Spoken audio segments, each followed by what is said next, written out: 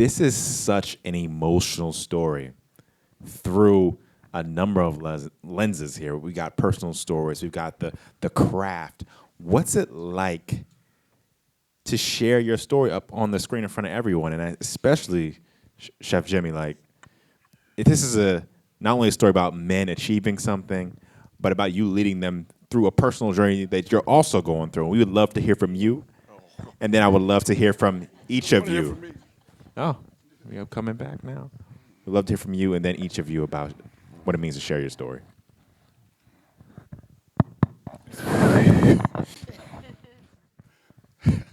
First of all, I am so humbled that you took the time out to come and see us. I have no words.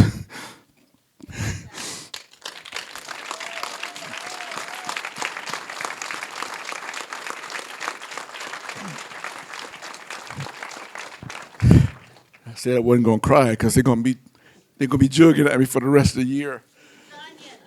It's the onions. I've been cutting onions. I don't know. I don't know what I did to deserve this. I was just.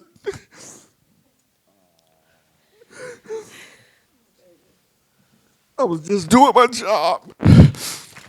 When it just happened. I'm actually stronger than this, but it's the perfume she got on. It's getting in my eyes.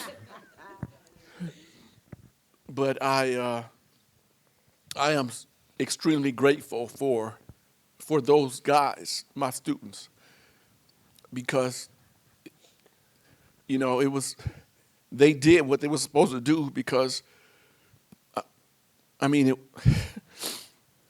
it was just in them, and really all I did was just give them the books, and so I'm grateful that they picked up on it, and I am thankful that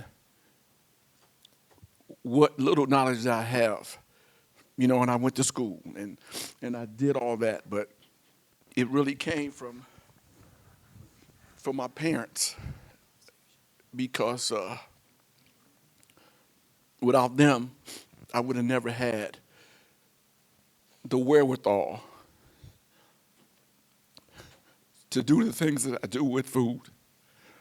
At the end of the day, I'm just a cook, really, with a little bit of passion. But I'm grateful, and I thank Mark and Brian for doing and believing in it. And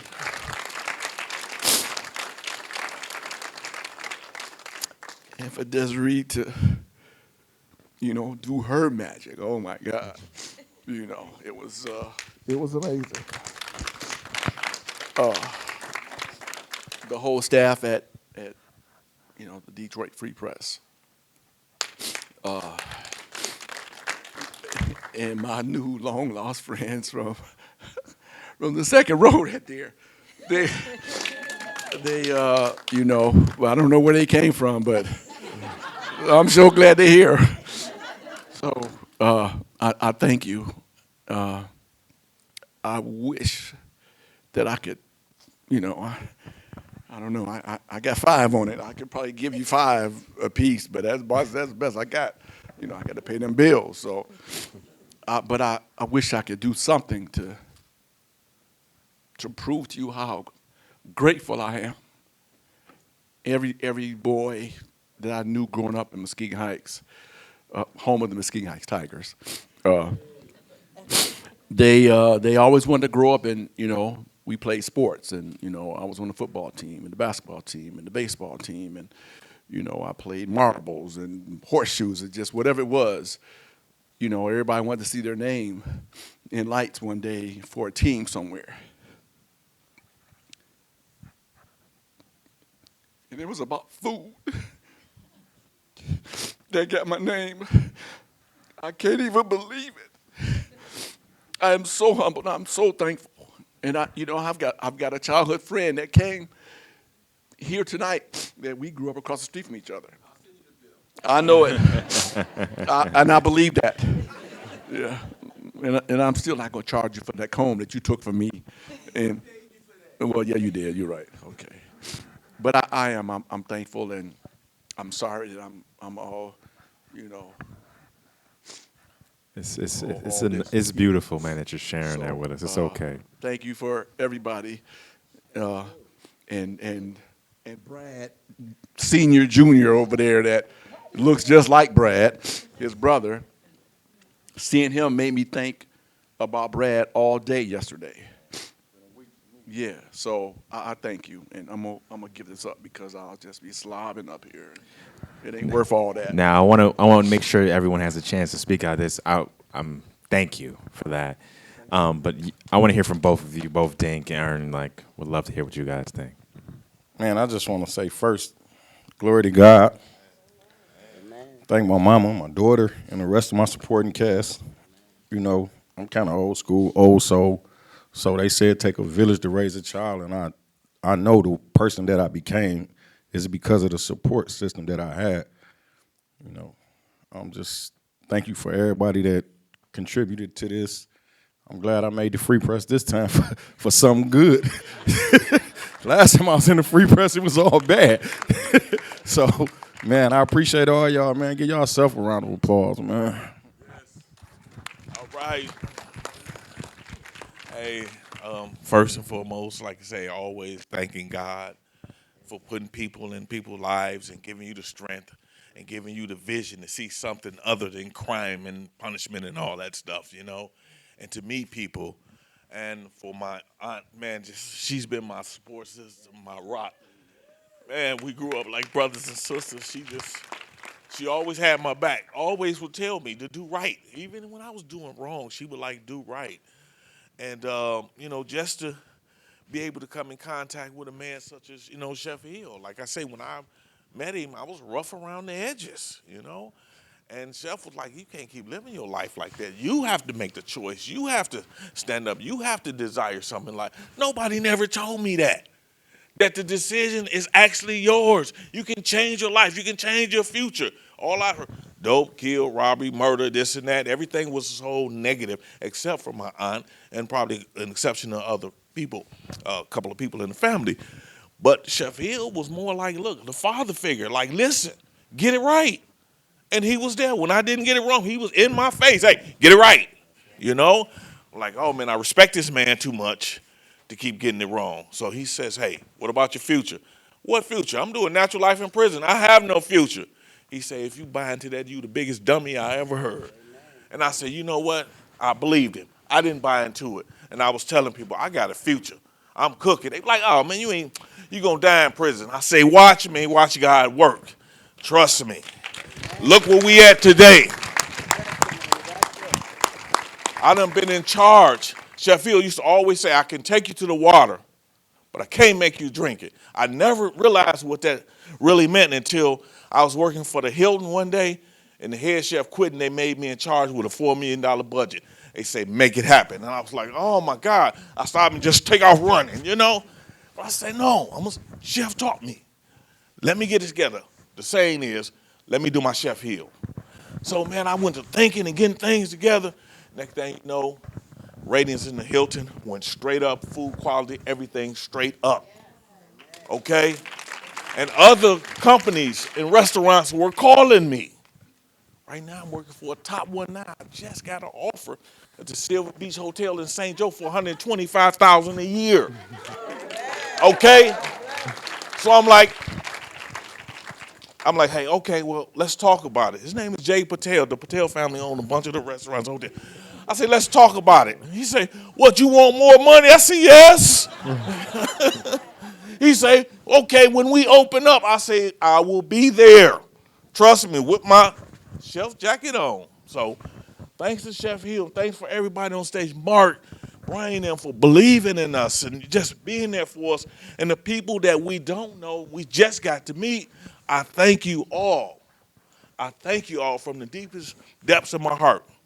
And I've dedicated my life, like I told the judge, for helping others. I'm going to help teen centers, and I'm getting ready to go into the schools in Ben Harbor and teach. It's a whole bunch of stuff that I'm getting ready to do, you know, because of COVID, things had to slow down. I had to, you know, pick things out.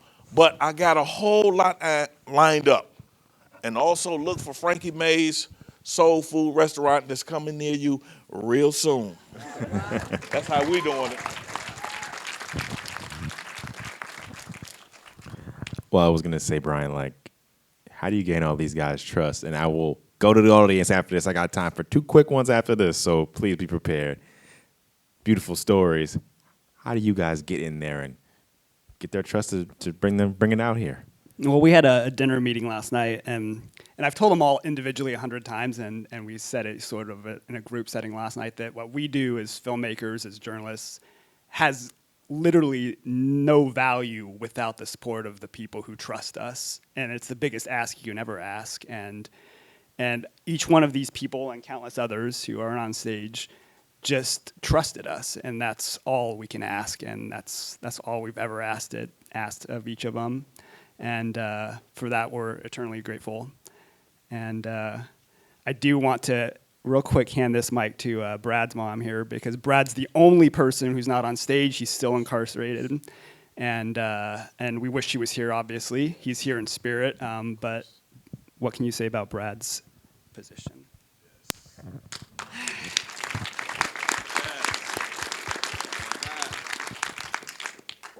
He's not in the Himalayas. Hopefully he'll be there in about 18 months. It's very difficult for me to know what to say.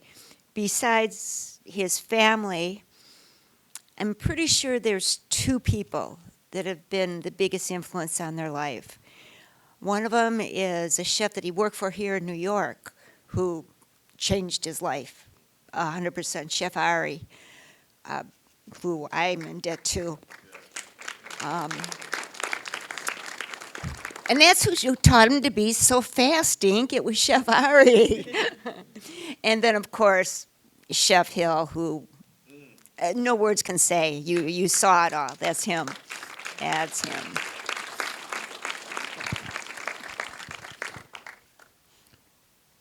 I go out to the audience. Is there any hand? There's a hand here, and I'm going to look for one more if you're going to come up, and you're next. Let's start here. I would like to just point out, this is my cousin.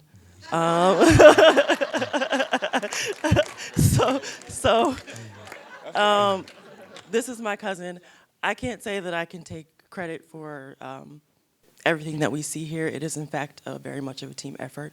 I'm very grateful to be on this team and that I've had the opportunity to be on this project. And kind of with that said, too, I want to make sure to acknowledge everyone in the audience that is from the team, from the Free Press, from Gannett, from USA Today. And if you could just take a second to stand up so that we can thank you as well. Don't be shy.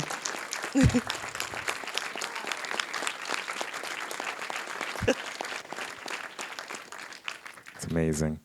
Well, I mean, I'd love to give the last word. I don't know who we want to have it here. Brian, chef. Chef. Chef. Chef. Chef. I ain't got enough money to go around. So.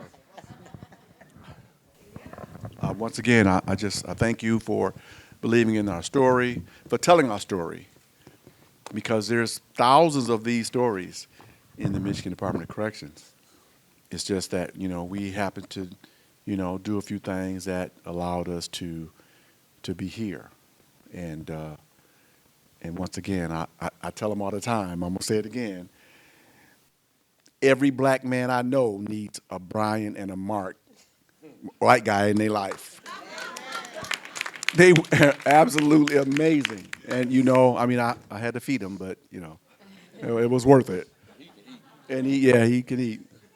But, we're grateful. We thank you for coming. You could have been at home watching the Jetsons I'm sorry. You know what the Jetsons is. Somebody. But you came here. And so we thank you for taking out the time. And I'd like to thank the little guys up in the balcony. If it wasn't for you, it wouldn't be. Yeah. Thank you very much. We appreciate you. Thank you, Chef. Coldwater Kitchen. Can we keep that going for a second? A round of applause. It's a pleasure having you here at Doc NYC. It'll be screening online through the rest of the festival through the 27th. And thank you so much. You're going to say, go ahead. One thing. Go ahead. We also have one more of our students, or former students. He was.